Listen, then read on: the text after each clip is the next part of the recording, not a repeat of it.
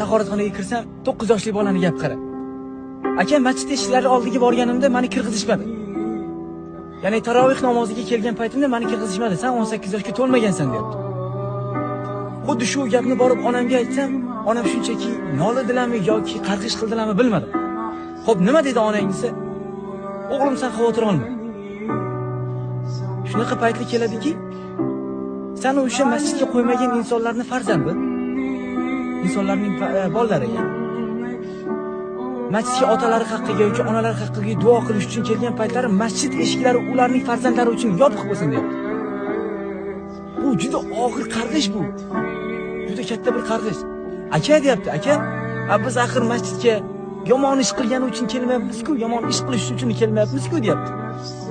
9 yoshli bola, tushunasan? 9 yoshli bola.